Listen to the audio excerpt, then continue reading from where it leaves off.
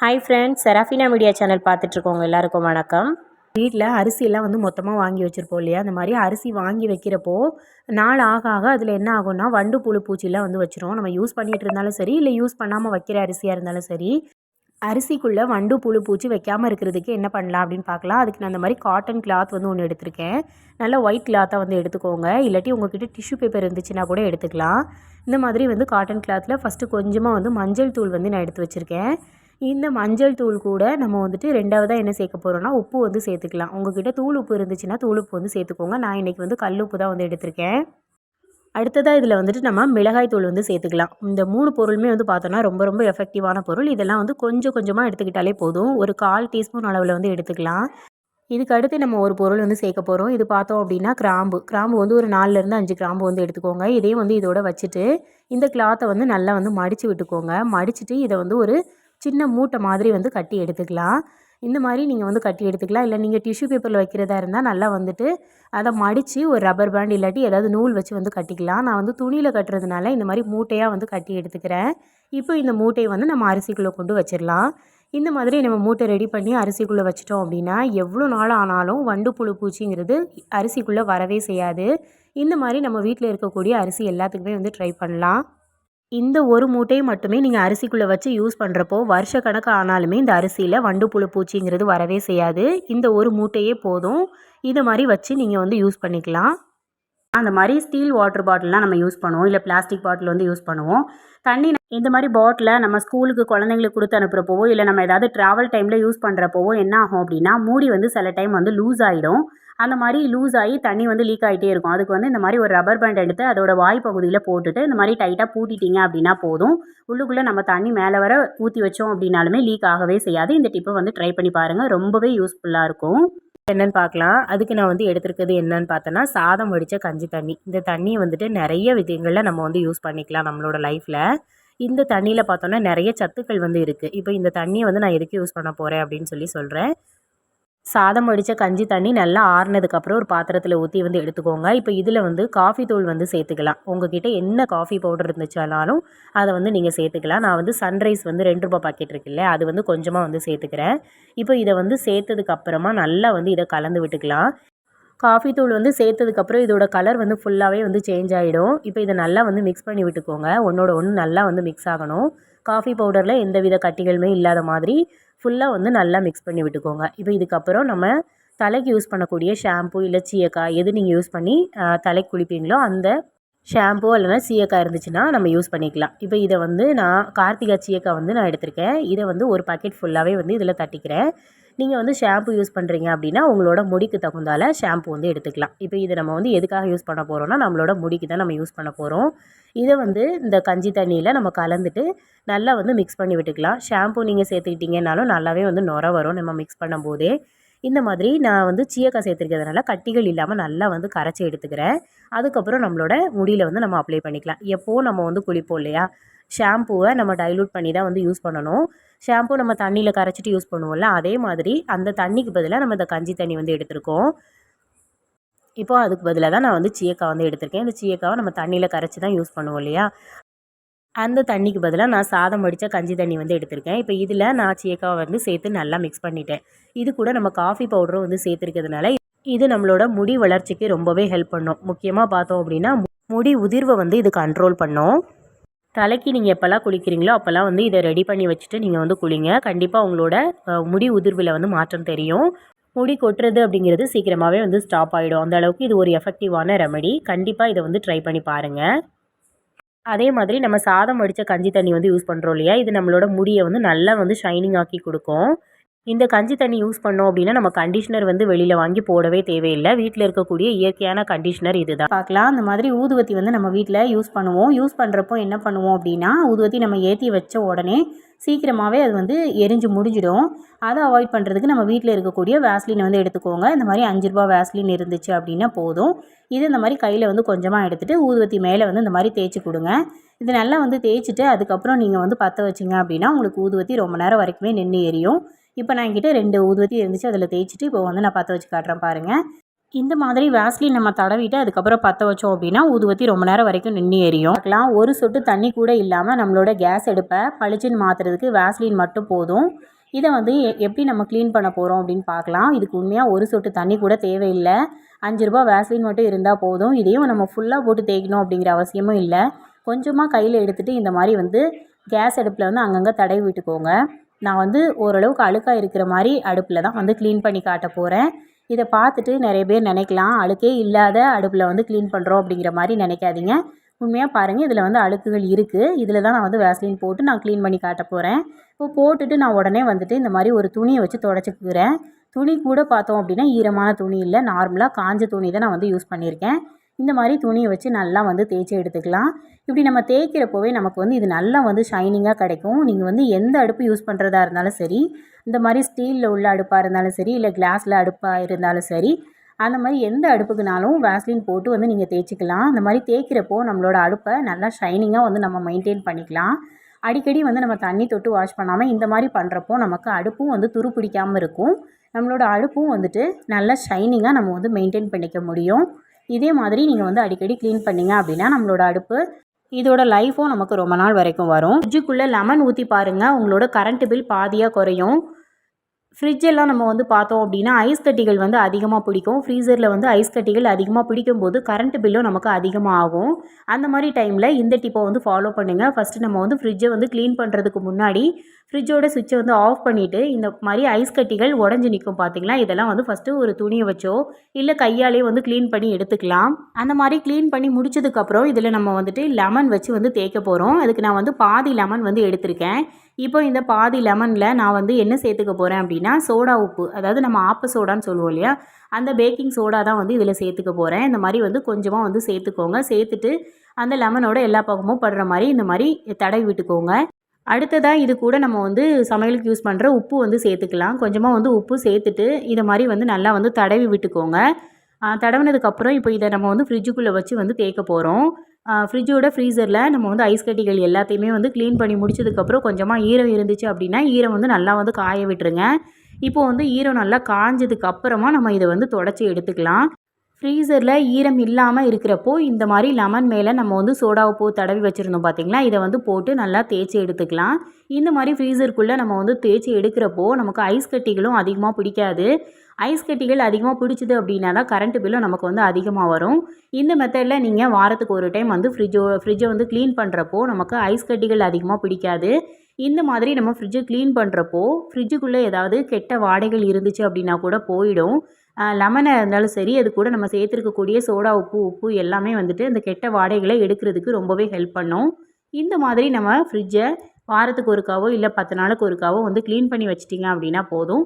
ஃப்ரிட்ஜும் பார்க்குறதுக்கு ரொம்ப நீட்டாக அழகாக இருக்கும். அது மட்டும் இல்லாமல் கெட்ட வாடையும் வந்து இல்லாமல் நமக்கு கரண்ட் பில்லும் அதிகமாக வந்து சேவ் ஆகும். இந்த மாதிரி வந்து ஃபுல்லாக வந்து தேய்ச்சி எடுத்துக்கோங்க. தேய்ச்சதுக்கு அப்புறமா நம்ம இதை ஒரு காஞ்ச துணி வச்சு தொடச்சி எடுத்துக்கலாம். இந்த மாதிரி நல்லா வந்து தொடச்சி விட்டுட்டு அதுக்கப்புறம் நீங்கள் வந்து யூஸ் பண்ணிக்கலாம். தொடச்சதுக்கப்புறம் இந்த ஈரம் வந்து இருக்கிறப்போ நம்ம ஃப்ரிட்ஜை ஆன் பண்ண வேண்டாம். ஈரம் நல்லா காஞ்சதுக்கப்புறம் ஃப்ரிட்ஜை வந்து ஆன் பண்ணிக்கலாம். இந்த மாதிரி நீங்கள் அடிக்கடி வந்து க்ளீன் பண்ணி பாருங்கள். கண்டிப்பாக உங்களோட கரண்ட் பில்லு பாதியாக குறையும். இந்த டிப்பு பிடிச்சிருந்தது அப்படின்னா இந்த வீடியோக்கு ஒரு லைக் கொடுங்க. சின்ன வெங்காயம்லாம் அந்த மாதிரி மொத்தமாக வாங்கி ஸ்டோர் பண்ணுவோம். அந்த மாதிரி ஸ்டோர் பண்ணி வைக்கிறப்போ சீக்கிரமாக வந்துட்டு அது அழுகி போயிடும். அதை வந்து அவாய்ட் பண்ணுறதுக்கு என்ன பண்ணலான்னு சொல்லி பார்க்கலாம். இந்த மாதிரி மொத்தமாக நீங்கள் வாங்கிட்டு வந்த உடனேயே இந்த மாதிரி வந்துட்டு வெங்காயத்தை நல்லா விரிவாக உள்ள மாதிரி ஒரு பாக்ஸில் வந்து தட்டி வச்சுக்கோங்க. நல்லா வந்து காத்தோட்டமாக இருக்கணும். அப்படி இருந்தால் தான் வந்து சீக்கிரமாக அழுகி போகாது. அப்படி உங்ககிட்ட விரிவாக இருக்கக்கூடிய பாக்ஸ் வந்து இல்லை அப்படின்னா நீங்கள் வந்து நார்மலாக கீழே தரையில் பேப்பர் வந்து விரிச்சிட்டு அதுக்கு மேலே வந்துட்டு நல்லா வந்து இதை வந்து பரப்பி விட்டு ஸ்டோர் பண்ணி வச்சுக்கோங்க. அப்படி வச்சிங்க அப்படின்னா ரொம்ப நாள் வரைக்குமே அழுகி போகாமல் ஃப்ரெஷ்ஷாக இருக்கும். அது மட்டும் இல்லாமல் இந்த மாதிரி வந்து வெங்காயம் வந்து ஒன்றோட ஒன்று ஒட்டி இருக்கும். சில வெங்காயம்லாம் பார்த்தோன்னா ஒன்றோட ஒன்று ஒட்டி இருக்கும். அதை வந்து தனித்தனியாக அந்த மாதிரி பிரித்து விட்டுக்கோங்க. பிரித்து விட்டது மட்டும் இல்லாமல் இதில் வந்து ஏற்கனவே வந்து அழுகி போன வெங்காயம் வந்து இருக்கும். அதை வந்து தனியாக நீங்கள் எடுத்து வச்சுருங்க. அதை வந்து எடுத்துகிட்டு நீங்கள் வந்து ஸ்டோர் பண்ணுறப்போ தான் இது வந்துட்டு சீக்கிரமாக அழுகி போகாது. ஏன்னா ஒரு வெங்காயம் அழுகி போயிருந்தாலும் அது கூட மற்ற வெங்காயம் சேரும்போது மற்றதும் வந்து சீக்கிரமாக அழுகிறதுக்கு வந்து சான்சஸ் இருக்குது. இந்த மாதிரி வந்து தனித்தனியாக பிரித்து விட்டுட்டு நீங்கள் வந்து எப்போவும் ஸ்டோர் பண்ணுற மாதிரி ஸ்டோர் பண்ணி வச்சுக்கோங்க.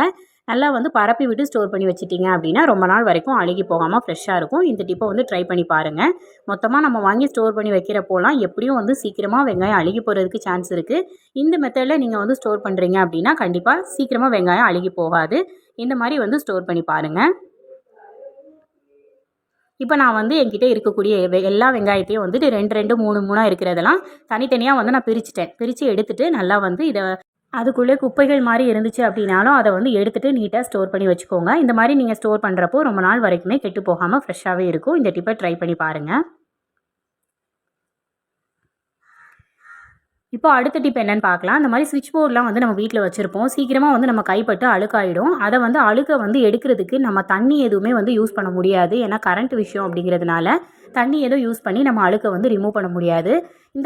இப்போது இந்த சுவிட்ச் போர்டை வந்து க்ளீன் பண்ணுறதுக்கு நான் வந்து என்ன எடுத்திருக்கேன் அப்படின்னு சொல்லி பார்த்தோன்னா எரேசர் தான் வந்து எடுத்திருக்கேன். இந்த எரேசர் வச்சு நம்ம வந்து தொடச்சி எடுக்கிறப்போ அதில் உள்ள அழுக்குகள் எல்லாமே வந்துடும். இப்போ நான் வந்து தொடச்சிட்டு காட்டுறேன் பாருங்கள். இதுக்கு வந்து நம்ம தண்ணி எதுவுமே சேர்த்து அழுக்கெல்லாம் வந்து எடுக்கணும் அப்படிங்கிற அவசியமே இல்லை. நார்மலாக நம்ம வீட்டில் குழந்தைங்களோட எரேசர் இருந்துச்சு அப்படின்னாவே போதும். அதை வச்சு தேய்ச்சி விட்டிங்க அப்படின்னா அதில் உள்ள அழுக்குகள் எல்லாமே வந்துடும். இந்த மாதிரி வந்து அப்பப்போ நம்ம க்ளீன் பண்ணி வச்சிட்டோம் அப்படின்னா நம்ம வீடும் பார்க்குறதுக்கு நீட்டாக இருக்கும். எங்கேயுமே வந்து அழுக்கு கரைகள் வந்து இருக்காது. இந்த மாதிரி சுவிட்ச் போர்டை வந்து க்ளீன் பண்ணி வச்சுக்கோங்க. இப்போ நான் வந்து ஃபுல்லாகவே தொடச்சி விட்டுட்டு காட்டுறேன் பாருங்கள். அதில் இருந்த அழுக்குகள் எல்லாமே வந்து சூப்பராக ரிமூவ் ஆகிட்டு நமக்கு வந்து பளிச்சுன்னு இருக்குது. இந்த மெத்தடில் நீங்கள் வந்து சுவிட்ச் போர்டு வந்து க்ளீன் பண்ணி பாருங்கள். உங்களுக்கு வந்து அதில் எந்த அழுக்குகளுமே இருக்காது. எல்லாமே ரிமூவ் ஆகி பளிச்சுன்னு இருக்கும். அடுத்த டிப் என்னென்னு பார்க்கலாம். நம்ம இந்த மாதிரி தூள் உப்பு வந்து வீட்டில் வந்து யூஸ் பண்ணுவோம். தூள் உப்பெல்லாம் வந்துட்டு நீங்கள் ஸ்டோர் பண்ணி வைக்கிறதா இருந்ததுன்னா இந்த மாதிரி பிளாஸ்டிக் பாக்ஸில் வந்து ஸ்டோர் பண்ணி வைங்க. அப்படி இல்லை அப்படின்னா செராமிக் பவுலில் ஸ்டோர் பண்ணி வைங்க. இப்போ வந்து நம்ம இந்த மாதிரி தூள் உப்பு ஸ்டோர் பண்ணி வைக்கிறப்போ அதில் வந்து ஒரு மாதிரி நீர்த்து போகிற மாதிரி ஆகும். இல்லாட்டி கட்டிகள் வந்து ஃபார்ம் ஆகும். அதுக்கு நம்ம நிறைய டிப்ஸ் வந்து பார்த்துருக்கோம். அது கூடவே இந்த டிப்பும் வந்து பார்க்கலாம். இது என்ன அப்படின்னு சொல்லி பார்த்தோன்னா மிளகு தான். இந்த தூள் உப்பில் ஒரு 4-5 மிளகு எடுத்து உள்ளே போட்டு வச்சுருங்க. அப்படி போட்டு வைக்கிறதுனால உப்பு ரொம்ப நாள் வரைக்கும் நீர்த்து போகாமல் கட்டிகள் பிடிக்காமல் எப்போவுமே வந்து ஃப்ரெஷ்ஷாக இருக்கும். இதை ட்ரை பண்ணி பாருங்கள். அடுத்த டிப் என்னென்னு பார்க்கலாம். நம்ம வீட்டில் இந்த மாதிரி டிஃபன் பாக்ஸ் வந்து வச்சுருப்போம். குழந்தைங்களுக்கு சாப்பாடு கொடுத்து விட்றதுக்கோ இல்லை ஆஃபீஸ்க்கெல்லாம் நம்ம கொண்டு போகிறதுக்கோ வந்து இந்த மாதிரி டிஃபன் பாக்ஸ் வந்து யூஸ் பண்ணுவோம். சில நேரங்களில் இந்த டிஃபன் பாக்ஸ் வந்து ரொம்ப வந்து டைட்டாக இருக்கும். அதை வந்து நம்ம ஓப்பன் பண்ணுறதுக்கு ரொம்பவே கஷ்டப்படுவோம். அந்த மாதிரி இருக்கிறத அவாய்ட் பண்ணுறதுக்கு என்ன பண்ணலாம் அப்படின்னு சொல்லி பார்க்கலாம். ஃபஸ்ட் நான் வந்து இந்த மாதிரி ஓப்பன் பண்ண முடியாத டிஃபன் பாக்ஸ், அதாவது க்ளோஸில் இருக்கக்கூடிய டிஃபன் பாக்ஸை இந்த மாதிரி தேங்காய் எண்ணெயை வச்சு நம்ம வந்து ஃபஸ்ட்டு ஓப்பன் பண்ணிக்கலாம். இந்த மாதிரி தேங்காய் எண்ணெயை அதோட ஓரங்களில் அந்த வாய்ப்பகுதி இருக்கு இல்லையா, அந்த வாய்ப்பகுதியில் போட்டு விட்டுட்டிங்க அப்படின்னா கொஞ்சம் நேரத்துலேயே வந்துட்டு நம்ம கலட்டுறதுக்கு ரொம்ப ஈஸியாகவே வந்துடும். இந்த மாதிரி அதோட விளிம்பு பகுதியில் ஃபுல்லாகவே வந்து அப்ளை பண்ணிக்கோங்க. ஆல்ரெடி நம்ம க்ளோஸ் பண்ணி வச்சுருக்கக்கூடிய டிஃபன் பாக்ஸை இந்த மாதிரி மெத்தடில் நம்ம போட்டு ஓப்பன் பண்ணிக்கலாம். இந்த மாதிரி வந்து தேங்காய் எண்ணெய் அப்ளை பண்ணி முடிச்சுட்டு அதுக்கப்புறம் நீங்கள் வந்து ஓப்பன் பண்ணிங்க அப்படின்னா உங்களுக்கு வந்து திறக்கிறதுக்கு ரொம்ப ஈஸியாகவே இருக்கும். எவ்வளோ டைட்டாக இருக்கக்கூடிய டிஃபன் பாக்ஸாக இருந்தாலும் இந்த மெத்தடில் வந்து நீங்கள் ஓப்பன் பண்ணிங்க அப்படின்னா உங்களுக்கு ஈஸியாகவே வந்து திறக்க வந்துடும். இந்த மாதிரி வந்து நம்ம ஓப்பன் பண்ணிக்கலாம். நீங்கள் வந்து வெளியில் ஆஃபீஸில் இருக்கீங்க, அந்த டைமில் வந்துட்டு உங்களுக்கு டைட்டாக இருக்குது, நமக்கு வந்து திறக்க கஷ்டப்படுறோம் அப்படின்னா முன்னாடியே வந்து இந்த டிப்பை வந்து ஃபாலோ பண்ணிக்கோங்க. என்ன அப்படின்னா சாப்பாடு நீங்கள் வைக்கிறதுக்கு முன்னாடியே அதோட விளிம்பு பகுதியிலேயே சரி, அதோட மூடியோட உள் பக்கத்துலேயும் சரி தேங்காய் எண்ணெய் வந்து அப்ளை பண்ணி விட்டுட்டிங்க அப்படின்னா நம்ம ஓப்பன் பண்ணி க்ளோஸ் பண்ணுறதுக்கு ரொம்ப ஈஸியாக இருக்கும். இந்த அடுத்த டிப் என்னென்னு பார்க்கலாம். வீட்டில் நம்ம இந்த மாதிரி பெருக்குமாரெலாம் வந்து யூஸ் பண்ணுவோம். நம்ம வந்து வீடு பெருக்கிறப்போ சில நேரங்களில் தண்ணி வந்து அதில் பட்டுரும். தண்ணி ஏதாவது நம்ம பெருக்கிறோம் அப்படின்னா ஈஸியாக வந்து காயாது. அதுவும் முக்கியமாக மழை காலங்களில் பார்த்தோன்னா இது வந்து காயறதுக்கு ரொம்பவே டைம் ஆகும். அந்த மாதிரி டைமில் இந்த டிப்பை வந்து யூஸ் பண்ணுங்கள். துணி காய போடுற கிளிப்பை இந்த மாதிரி வந்துட்டு துடைப்பத்தில் மாட்டி விட்டுருங்க. அங்கங்கே மாட்டி விட்டுட்டிங்க அப்படின்னா அது கொஞ்சம் வந்து கேப் கிடைக்கும். கேப் கிடைக்கிறப்போ நம்ம வந்து ஃபேனுக்கு அடியில் வச்சு ஈஸியாக காய வச்சிடலாம். அப்படி இல்லை அப்படின்னா லைட்டாக வந்து அடுப்பு மேலே வந்து காட்டினீங்க அப்படின்னாலும் ஓரளவுக்கு ஈஸியாக காஞ்சிடும். நம்ம வந்து இந்த ஒரு டிப்பே வந்து போதும். இந்த மாதிரி கிளிப் மாட்டி காய வச்சிட்டிங்க அப்படின்னாலே சீக்கிரமாக வந்து காஞ்சி கிடைக்கும் நமக்கு. இந்த டிப்பை வந்து மழைக்காலங்களில் யூஸ் பண்ணுங்கள். ரொம்ப யூஸ்ஃபுல்லான டிப். அடுத்த டிப் என்னென்னு பார்க்கலாம். நம்ம தங்கத்தில் கம்மல்லாம் வந்து போடுறப்போ சில நேரங்களில் நம்ம காதில் உள்ள ஹோல் வந்து சின்னதாக இருக்கும். இந்த மாதிரி இந்த இடம் வந்துட்டு பெருசாக இருக்கும். அதை நம்ம காதில் போடுறப்போ நமக்கு வந்து வலி, எரிச்சல் அந்த மாதிரிலாம் இருக்கும். போடுறதுக்கே ரொம்ப வந்து கஷ்டப்பட்டுட்டு இருப்போம். அதை அவாய்ட் பண்ணுறதுக்கு என்ன பண்ணலான்னு சொல்லி பார்க்கலாம். அதுக்கு நான் வந்து என்ன பொருள் எடுத்திருக்கேன் அப்படின்னு சொல்லி பார்த்தோன்னா நம்ம எல்லாரோட வீடுகளே இருக்கக்கூடிய இந்த லிப் கிளாஸ் தான். நம்ம வந்து லிப்லலாம் வந்து அப்ளை பண்ணுவோம் இல்லையா, அந்த மாதிரி லிப் கிளாஸ் வந்து எடுத்திருக்கேன். இது வந்து கொஞ்சம் வளவளப்பு தன்மையாக இருக்கிறதுனால நமக்கு இதில் வந்து அப்ளை பண்ணுறப்போ நமக்கு காதில் போடுறப்போ வலி, எரிச்சல் எதுவுமே இருக்காது. உங்ககிட்ட இந்த மாதிரி லிப் கிளாஸ் இல்லை அப்படின்னா கண்டிப்பாக வேஸ்லின் வந்து எல்லார் வீட்லேயும் வச்சுருப்பீங்க. வேஸ்லின் வந்து யூஸ் பண்ணிக்கலாம். அதை வந்து இந்த மாதிரி அந்த கம்மலோட வாய்ப்பகுதி இருக்குது பார்த்தீங்களா, அந்த இடத்துல நீங்கள் போட்டு விட்டுட்டீங்க அப்படின்னா போதும். போட்டுட்டு நீங்கள் வந்து காதில் போடுறப்போ உங்களுக்கு வந்து வலி எரிச்சல் எதுவுமே இல்லாமல் ஈஸியாக அந்த ஹோலில் வந்து போயிடும். இதை மாதிரி நம்ம குழந்தைங்களோட கம்மலுக்கு கூட ட்ரை பண்ணலாம். ஏன்னா குழந்தைங்களுக்கு தான் போடுறப்போ சில நேரங்களில் வலி அதிகமாக இருக்கும், நமக்கு கூட நிறைய நேரங்கள் அந்த மாதிரி இருக்கும். எல்லாருக்குமே அது வந்து ட்ரை பண்ணலாம். இந்த மாதிரி போட்டு நீங்கள் காதில் வந்து போட்டுட்டீங்க அப்படின்னா உங்களுக்கு வலிக்கவே செய்யாது. அடுத்த டிப் என்னென்னு பார்க்கலாம். நம்ம இந்த மாதிரி கோல்கேட் பேஸ்ட்லாம் வாங்கின இந்த மாதிரி பாக்ஸ் இருக்கும் இல்லையா, இது வந்து 10 ரூபா கோல்கேட் பேஸ்ட் வாங்கின பாக்ஸு. இந்த பாக்ஸை வந்து தூக்கி போட்டுறாதீங்க. நம்ம வீட்டில் இருக்கக்கூடிய இந்த மாதிரி வேஸ்ட்டாக இருக்கக்கூடிய ஏதாவது சின்ன சின்ன பொருள் கூட நமக்கு நிறைய விதங்களில் யூஸ் ஆகும். இப்போ நான் அந்த கோல்கேட் பேஸ்ட்டு கவரை என்ன பண்ணுறேன் அப்படின்னா, அந்த மாதிரி ஓரங்களை வந்து கட் பண்ணி எடுத்துகிட்டு அதை வந்து இந்த மாதிரி ஜன்னல் கம்பியில் வந்து மாட்டி விட்டுருக்கேன். இதை நான் எந்த ஹூக்குமே போடலை, டபுள் சைட் டேப் எதுவுமே போட்டு ஒட்டல. உங்களுக்கு வேணும் அப்படின்னா டபுள் சைட் டேப் போட்டு ஒட்டி நீங்கள் வந்து பாத்ரூமில் அந்த டைல்ஸில் வந்து ஒட்டி வச்சிட்டிங்க அப்படின்னா நீட்டாக வந்து ஃபிட்டாக இருக்கும். இதுக்குள்ளே நான் வந்து பேஸ்ட்டு ப்ரஷ் எல்லாம் போட்டு வச்சுருக்கேன். ஒரு ரெண்டு ப்ரஷ்ஷு அப்புறம் ஒரு பேஸ்ட்டு போட்டுக்க கரெக்டாக இருந்துச்சு. அடுத்த டிப் என்னென்னு பார்க்கலாம். நம்ம வீடுகளில் அந்த மாதிரி பருப்புலாம் மொத்தமாக வாங்கி ஸ்டோர் பண்ணி வச்சுருப்போம். இது வந்து பாசிப்பருப்பு வந்து நான் எடுத்திருக்கேன். பாசிப்பருப்பாக இருக்கட்டும், துவரம் பருப்பாக இருக்கட்டும், சில பேர் வந்து ரேஷனில் வாங்குற துவரம் பருப்பெல்லாம் வந்து ஸ்டோர் பண்ணி வைக்கிறப்போ அதில் வண்டு புழு பூச்சி ஈஸியாகவே வந்துடும். அந்த பருப்பெல்லாம் வந்து வண்டு புழு பூச்சி வராமல் இருக்கிறதுக்கு என்ன பண்ணலாம் அப்படின்னு சொல்லி பார்க்கலாம். அந்த மாதிரி ஸ்டவ் ஆன் பண்ணிட்டு ஒரு பாத்திரம் வந்து வச்சுக்கோங்க. இதில் நம்ம எடுத்து வச்சுருக்கக்கூடிய பருப்பை வந்து சேர்த்துக்கலாம். எந்த பருப்பாக இருந்தாலும் சரி, ரேஷன் பருப்பாக இருந்தாலும் இந்த மாதிரி வந்து மெத்தடில் நீங்கள் வந்து ஸ்டோர் பண்ணி வைக்கிறப்போ எவ்வளோ நாள் ஆனாலும் வண்டு புழு பூச்சி எதுவுமே வைக்காது. இந்த பருப்பை நம்ம வந்து நல்லா வந்து வறுத்து எடுத்துக்கலாம். வறுத்துட்டு நீங்கள் வந்து நல்லா ஆற வச்சு எப்போது ஸ்டோர் பண்ணுற பாக்ஸில் போட்டு ஸ்டோர் பண்ணி வச்சுக்கலாம். ரேஷன் பருப்பை வந்து சில பேர் வந்துட்டு வெயிலெல்லாம் காய வைப்பாங்க. மழைக்காலங்களில் பார்த்தோன்னா நமக்கு வந்து வெயில் கிடைக்காது அப்படிங்கிறதுனால இந்த மெத்தடில் நீங்கள் ஸ்டோர் பண்ணி வச்சுக்கலாம். இந்த மெத்தட் வந்து எல்லா நேரங்களையும் நமக்கு வந்து சூட் ஆகும். இந்த மெத்தடில் நீங்கள் ஸ்டோர் பண்ணி வைக்கிறப்போ இதில் வண்டு புழு பூச்சி எதுவுமே வைக்காது. எல்லா பருப்பையுமே இந்த மெத்தடில் நீங்கள் ஸ்டோர் பண்ணி வச்சுக்கோங்க. கண்டிப்பாக இந்த டிப் உங்களுக்கு ரொம்ப யூஸ்ஃபுல்லாக இருக்கும். இந்த வீடியோவில் நான் சொன்ன டிப்பில் ஏதாவது ஒரு டிப்பாவது கண்டிப்பாக உங்களுக்கு யூஸ்ஃபுல்லாக இருந்திருக்கும்னு சொல்லி நான் நம்புகிறேன். ஏதாவது ஒரு டிப்பாவது உங்களுக்கு யூஸ்ஃபுல்லாக இருந்துச்சு அப்படின்னா அந்த வீடியோக்கு ஒரு லைக் கொடுங்க. உங்கள் ஃப்ரெண்ட்ஸ் அண்ட் ஃபேமிலிக்கு ஷேர் பண்ணுங்கள். மறக்காமல் நம்ம சேனலை சப்ஸ்கிரைப் பண்ணி வச்சுக்கோங்க. வீடியோ ஃபுல்லாக பார்த்ததுக்கு நன்றி.